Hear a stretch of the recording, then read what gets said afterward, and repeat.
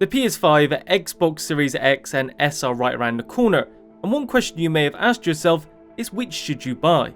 Well, today I'm going to cover the main points of each of them so you can make an informed decision on which is the right console for you. First, let's go over the different models. The two that will prove most popular are the Xbox Series X and PS5, which retail for $500 or £450. Hardware-wise, the Series X is a bit more powerful, but the PS5 has a faster SSD that should in theory result in faster load times. Overall though, you can expect a pretty similar level of performance from both that will be way above the previous generation. Outside of those two, Microsoft and Sony have a second model. The PS5 Digital Edition has the identical hardware to the standard model, except there is no disk drive and costs $400 or £360. Microsoft's second model, on the other hand, the Xbox Series S, is less simple as its hardware is quite different, ultimately being more powerful than the Xbox One X, but less powerful than the Series X, not to mention it's digital only. Microsoft has said fundamentally the biggest difference between the S and X is in the resolution, where it will be targeting 1080p to 1440p instead of 4K.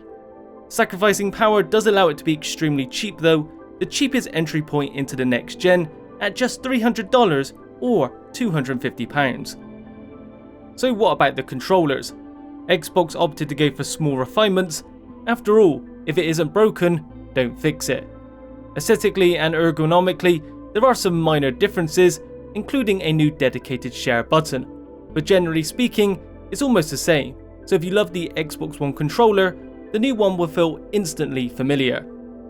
The PS5's controller, the DualSense, takes a very different approach and is a drastic change from the DualShock 4. Featuring quite a different design, it has new additions, one of which being haptic feedback. Haptic feedback essentially replaces the traditional rumble and simulates touch, allowing you to feel things in games in ways you haven't before. For example, in GT7, you'll be able to really feel the tyres' contact with the road and subtle bumps on the road surface. The other big new addition is adaptive triggers, which allows developers to alter their resistance in various ways.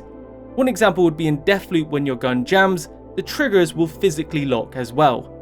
Aside from that, the touchpad returns, as does the light bar. There was now a mic built into the controller, and the share button is also replaced with the create button. Even though Sony may have made more drastic changes and added more new features, which controller you prefer will very much come down to personal preference. There is no right or wrong, both look great. Hardware aside, what about the games? First, let's cover the big ones coming to both platforms at release or soon after. These are Call of Duty Black Ops Cold War, Assassin's Creed Valhalla, Watch Dogs Legion, Dirt 5, and also Immortals Phoenix Rising, which releases on December 3rd. In terms of exclusives, including console exclusives, the PS5 is sporting the most, with the likes of Spider-Man Miles Morales, Demon's Souls, Godfall, Sackboy: A Big Adventure, Bugsnax, The Pathless, and finally Ratchet & Clank Rift Apart, which is still set for PS5's launch window. The Xbox Series S and X may not have nearly as many exclusives or console exclusives, but there are still a few noteworthy titles. These are the Falconeer, Crossfire X, The Medium, and Call of the Sea. Of course, it's not all about the exclusives coming out around launch, as both have some massive ones coming out in the future. On the PS5, you can look forward to the likes of Horizon Forbidden West, God of War Ragnarok, Gran Turismo 7, Kena Bridge of Spirits, and Returnal. On the Xbox side, there is Halo Infinite, which was going to be a launch title but was delayed, Bright Memory Infinite, Senua's Saga Hellblade 2, Everwild, As Dusk Falls, Avowed, a new entry in the Fable series, Forza Motorsport, and Scorn. In recent times, Sony has generally led the way in terms of exclusives, and Microsoft has made it clear that it's not their main focus going into the next generation, but they have been buying a lot of studios like Bethesda, so that may change in the next few years. Even though there will be plenty of next-gen games, one big feature that's being pushed is backwards compatibility. Microsoft is pushing this the most, with the Series S and X being able to play games from every Xbox ever released. Not every game will be playable, but the number is pretty huge. On top of that, a lot of games will play in a higher resolution, frame rate, and have HDR, even if they didn't originally support it. The PS5 also has backwards compatibility, although it's limited to PS4 titles only. That said, Sony have stated 99% of the PS4 catalogue will work, with only a few unable to. In a similar way to Microsoft, many of these will receive enhancements. For example, Ghost of Tsushima is confirmed to run at 60 FPS on the PS5, as opposed to 30 FPS on the PS4.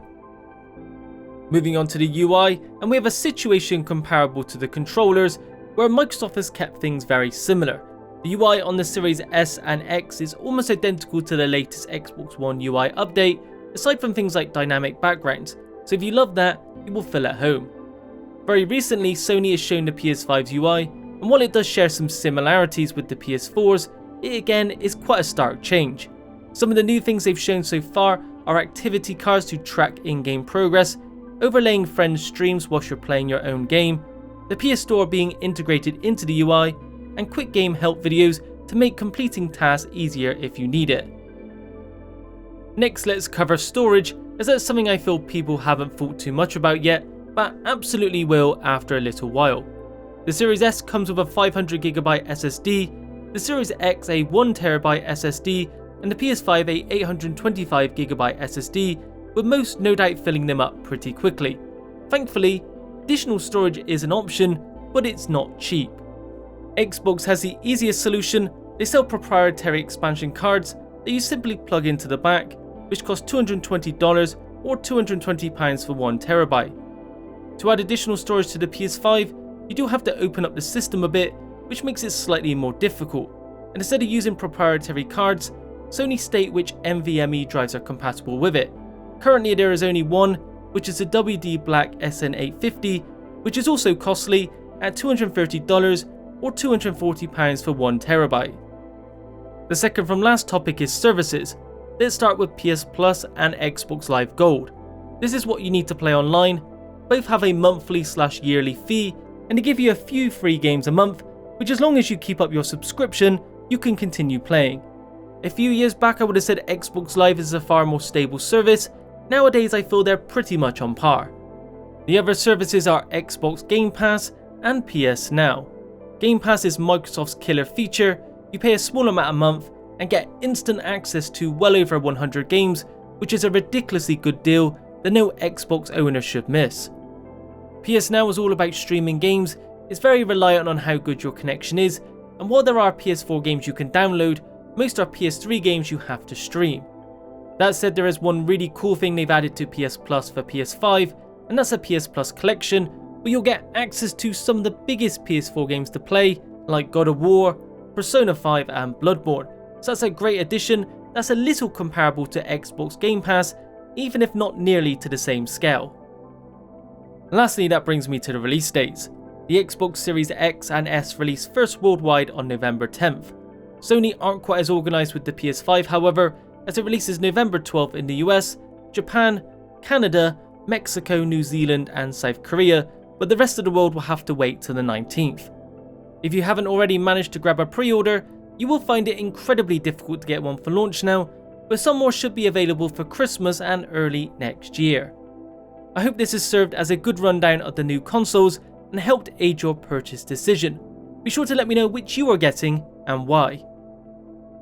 That's it for this video. If you enjoyed it, be sure to leave a like, subscribe and hit the bell icon for a notification each time I upload new content. Thanks for watching, and I'll speak to you in the next video.